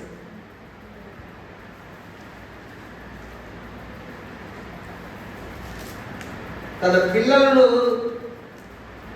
దుర్మార్గంగా పెంచినట్లుగా మనం చూస్తాం. దేవుని వాక్యం ఎట్లా పెంచిందండి అంటే, చెడుతనం వాళ్ళకి నేర్పించి వాళ్ళు పాడైపోవడానికి ఒక మాట చెప్పాలంటే ఆమె కారకురాలైంది. చూడండి ఒకసారి 2వ దినవృత్తాంతములు 22వ అధ్యాయము 2వ వాక్యం. 2వ దినవృత్తాంతం 22వ వాక్యం. అహజ్యా ఏలనారంభించిన 42 ఏళ్ల వాడై యెరూషలేములో 1 సంవత్సరము ఏలెను. అతని తల్లి ఒమ్రీ కుమార్తె, ఆమె పేరు అతల్య. ఇది చూడండి, ఇక్కడ జాగ్రత్తగా ఈ మాట కోసం నేను చదివిస్తున్నాను. దుర్మార్గముగా ప్రవర్తించుటకు అతని తల్లి అతనికి నేర్పుచూ వచ్చేను. కనుక అతడును అహాబు సంతతి వారి మార్గములందు నడిచెను. అహాబు సంతతి వారి వలనే అతడు యెహోవా దృష్టికి చెడు నడత నడిచెను. అతని తండ్రి మరణమైన తరువాత వారు అతనికి ఆలోచన కర్తలై అతని నాశనానికి కారకులయ్యారు. హత్య ఎట్లా పెంచిందంటే దుర్మార్గంగా ఉంటూ పెంచింది.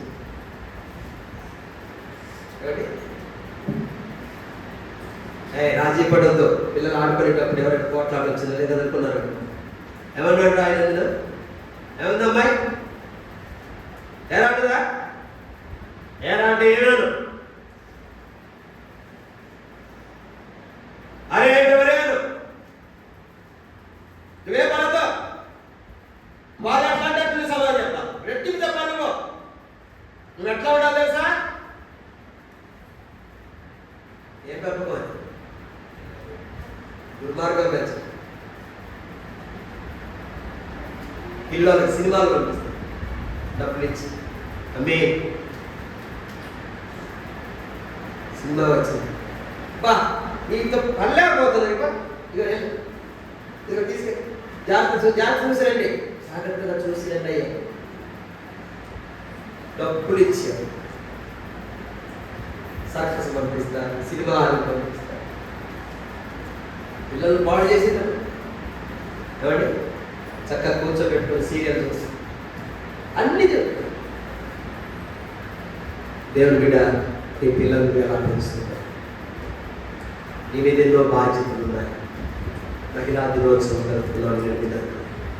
ఒక స్త్రీ మూర్తిగా నీకున్న బాధ్యతలు గుర్తిస్తున్నావని, భర్తకు ఒక మంచి భార్యగా, నెరవేరిన భార్యగా, సుబుద్ధి గల భార్యగా, యెహోవా వైపు భయభక్తులు కలిగినటువంటి ఒక స్త్రీగా నీవు ఉండాల్సింది. పిల్లలకు ఒక మంచి తల్లిగా, నీ పిల్లలు అమ్మా నువ్వు నీ కడుపున పుట్టడం మా ధన్యత అమ్మా. యేసుప్రభు బ్రతికిన కాలంలో అంట ఒక స్త్రీ ఆయన ఉపదేశం విన్న తర్వాత ఇలాగ అన్నదంట, అబ్బా నిన్ను కనిన గర్భము నీవు కుడిచిన స్థలం ఎంత ధన్యమైనవయ్యా. అబ్బా ఏ తల్లి కనవయ్యా నిన్ను, ఇంత మంచి మాట చెప్తున్నావు. అబ్బా ఏ పిల్లడవయ్యా నువ్వు, అసలు ఎంత మంచివాడివయ్యా అంటుంటే సంతోషపడ్డాడు. అవును కానీ దేవుడు వాక్యం దేవుడు వారు మరీ ధన్యులు వచ్చారు.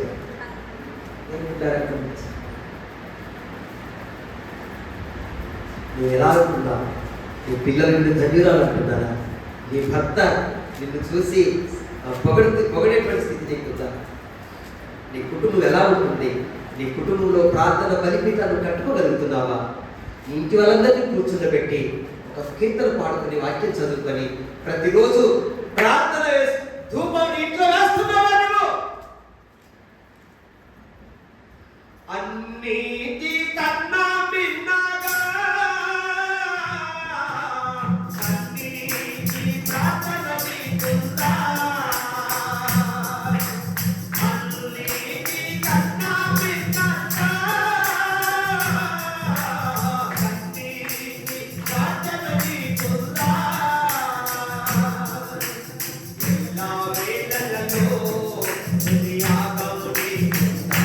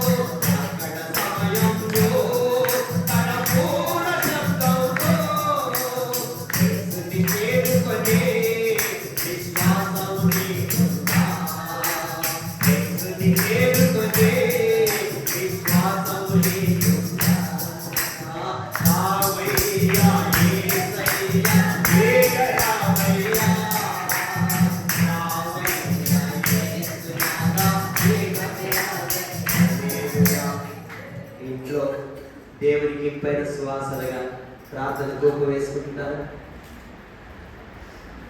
లేకపోతే ఒక సినిమా పెట్టుకొని అందరు కలిసి చూస్తున్నారా? ఏం చేస్తున్నావు? స్త్రీమూర్తిగా ఈ బాధ్యత ఉంది. బైబిల్ రాసింది 14 సామెతలు 14వ అధ్యాయం నుంచి వచ్చినప్పుడు, జ్ఞానవంతురాలు తన ఇల్లు కట్టును, మూఢురాలు తన చేతులతో తన ఇల్లు కట్టును. జ్ఞానంతో నీ కుటుంబాన్ని కట్టుకోవాలి. నీ చేతులతో నీ కుటుంబాన్ని పాడు చేసుకోవద్దు. నీ ప్రార్థనతో నీ కుటుంబాన్ని కట్టుకోవాలి. నీ కన్నీళ్లతో నీ భర్తను మార్చుకోవాలి. నువ్వు కన్నీళ్లు కాల్చి నీ పిల్లల రక్షణలో నడిపించుకోవాలి. నువ్వు కన్నీళ్లతో ప్రార్థన చేసి నీ కుటుంబాన్ని కట్టుకోవాలి. కనుక స్త్రీగా నీకున్న బాధ్యతలు ఎన్నో ఉన్నాయన్నటువంటి దాన్ని మర్చిపోకుండా నీ బాధ్యత నమ్మకంగా నెరవేర్చి నీ తల్లిదండ్రులకు మంచి పేరు తెచ్చి పెట్టడానికి ఉండాలి. నీ అత్తమామలకు నీ పుట్టినింట నువ్వు మంచి పేరు తెచ్చుకోవాలి. నీ మెట్టినింట నువ్వు ఎంతో గొప్ప పేరు తెచ్చుకోవాలి. నీ అత్తమామలు ఎంతో చక్కగా చూసుకోవాలి. ఆ రూతు నయోమిని ఎట్లా ప్రేమించిందో అలాగే నీ అత్తను ప్రేమించాలి. నీ అత్తమామలను గౌరవించాలి, ప్రేమించాలి. నీ కన్న పిల్లలను దైవికంగా పెంచుకోవాలి. నీ భర్తను రక్షణలోకి నడిపించుకోవాలి. కలిసి కుటుంబంలో ప్రార్థన చేసుకోవాలి. కుటుంబం అంతా కలిసి దేవుని సన్నిధికి రావాలి, దైవికంగా నడుచుకోవాలి. అప్పుడు దేవుడి కుటుంబాలు దీవించబడతాయి, ఆశీర్వదించాలి. దేవుడి వాక్యాన్ని మనం దీవించి ఆశీర్వదించుగాక. ఆమేన్. ప్రార్థన చేసుకుందామండి. తల వచ్చి కళ్ళు మూసుకొని ప్రార్థన చేసుకుందాం. ప్రార్థన. ప్రేమ కలిగిన దేవా, పరిశుద్ధుడైన తండ్రి, నిన్నటి దినాన వరల్డ్ ఉమెన్స్ డే జరపబడుతుంది. స్త్రీమూర్తి యొక్క బాధ్యతలు ఆమె చేయవలసినటువంటి కర్తవ్యం ఎంతో ఉంది నాయన. వాళ్ళు నిర్వహించేటువంటి బాధ్యతలు ఎన్నో ఉన్నాయి తండ్రి, ఎన్నో ఉన్నాయి. దేవా, కనికరించండి. గృహస్థ జీవితం నాయన, నా తండ్రి బిడ్డలను కని పెంచి పెద్ద చేసి ఆ కుటుంబాన్ని చక్కబెట్టుకొని ఆ గృహ పరిపాలన చేస్తూ ఆ ఇంటిని శుభ్రంగా ఉంచుకుంటూ తన భర్తను చూసుకుంటూ ప్రేమగా చూసుకుంటూ తన పిల్లలను చక్కగా నాయన దైవికంగా పెంచుకుంటూ కుటుంబంతకి తన అత్తమామలు, తన తల్లిదండ్రులను, ఆడపడుచులు, నాయన నా తల్లి తోటి కోడలతో సహవాసం, ఇంకా అలాగే బాధ్యతలు ఎన్నో ఉంటాయి స్త్రీమూర్తి. వాటన్నింటినీ కూడా నాయన యెహోవా యందు భయభక్తులు కలిగిన స్త్రీ ఎట్లాగైతే నెరవేర్చింది అట్లాగా నెరవేర్చడం సాధించి ఈరోజు మీ వాక్యంలో ఎందరో స్త్రీల గురించి మాతో మాట్లాడుకుంటారు. యోగబేద గురించి మాట్లాడు, అన్నాడు గురించి మాట్లాడు, మిరియాం గురించి మాట్లాడు, నాయనా నా తండ్రి యునీకేని గురించి మాట్లాడారు, నాయనా నా తండ్రి ఫీబేని గురించి మాట్లాడారు, మరియను గురించి మాట్లాడారు, మగ్దలేని మరియను గురించి మాట్లాడారు, లబ్ధిదోసు భార్య నా కన్న తండ్రి దెబోరాల గురించి మీరు మాతో మాట్లాడారు తండ్రి. యాయేలు నాయన కణతల్లో గుడారపు మేకులు దించినటువంటి నాయన సీసెరా తలలో మేకు దించిన ఆ యాయేలు భార్య ఉన్నది నాయన బైబిల్. దైవ ఎంతో మంది స్త్రీలు నా కన్న తండ్రి నీ కొరకు జీవించారు, భక్తి కలిగిన స్త్రీలు ఉన్నారు తండ్రి. శార నాయన తన భర్తకు విధేయత చూపించి అలంకరించుకున్నదని రాస్తుందయ్యా వాక్యంలో. కనుక నాయన స్త్రీ పూర్తి యొక్క బాధ్యతతో ఉంటారు. కనుక స్త్రీలు ఎప్పుడు కూడా నాయన తక్కువగా చూడడం, చిన్న చూపు చూడడం, వారు జీవమనే కృపావరంలో మాతో కలిసి భాగమై ఉన్నారంటే వారు దాన్ని ప్రతి వారు తెలుసుకోవాలి. తెలుసుకుని వాళ్ళని సన్మానించడానికి సహాయం చేయండి. భార్యను నిష్ఠూరం పెట్టకుండా కాపాడండి. వాళ్ళతో వాళ్ళని గౌరవించడానికి సహాయం చేయండి. వాళ్ళ ప్రయాసాన్ని గుర్తించేటువంటి వారినిగా తయారు చేయండి. ప్రతి కుటుంబం ఒక చిన్న పరలోకంగా ఉండేలాగా సహాయం చేయండి. ఈరోజు మీరు మాకు చెప్పిన వాక్యం మా హృదయాలు కలిగించండి. జ్ఞానంతో ప్రతి సహోదరులు సిస్టర్స్ అందరూ కూడా జ్ఞానంతో వారి కుటుంబాన్ని కట్టుకునేటట్టుగా సహాయం చేయండి. అయ్యా, ప్రార్థన బలిపీఠాన్ని కట్టుకునేటట్టుగా సహాయం చేయండి. ఇంపైన సువాసనగా వారి ఇంట్లో నుంచి ప్రార్థన ధూపాన్ని దగ్గరికి చేరుకునేటట్టుగా ప్రతి ఇంట్లో నుంచి ధూపం వేసేవాడిగా బిడ్డలు తయారు చేయండి. ఆ సూసన్న తన కన్న బిడ్డల కోసం ఎంత కన్నీళ్ళు కాచి ప్రార్థించింది. మౌనిక ఎలాగైతే తన కుమారుని రక్షణ కోసం ప్రార్థన చేసింది. రేవతి తల్లిగారు ఎట్లాగైతే ఆ కొడుకున్న గొప్ప సేవకులు చేయమని ప్రార్థన చేసింది. అయ్యా, మిషనరీ యొక్క తల్లిని ఎట్లాగైతే వాళ్ళు ప్రార్థించింది అట్లాగా ఈ పిల్లలు కూడా తయారయ్యేటట్టుగా ఒక అతల్య వలె, ఒక జరేష్ వలె, ఒక నా తండ్రి నా తండ్రి యజమేలు వలె ఎవరు ఉండకుండా ఒక రాహాబు వంటి వారిగా తయారు చేయి. తన ఇంటి వాళ్ళు ఎరుకలో ఉన్న తన వాళ్ళందరినీ కాపాడుకున్న రాహాబు వంటి వారిగా తయారు చేయి. బైబిల్లో ఉన్నటువంటి పరిశుద్ధ గ్రంథంలో ఉన్న స్త్రీల గురించి ధ్యానం చేసి వాళ్ళలాగా వాళ్ళ వ్యక్తిత్వ జీవితాలు కట్టుకునే రావాల్సి వందనాలు స్తోత్రం చేసి యేసయ్య నామములో ప్రార్థించి వేడుకుంటున్నాం తండ్రి. ఆమేన్. అందరూ ఆమేన్ చెప్పండి. ఆమేన్. మనం లేచి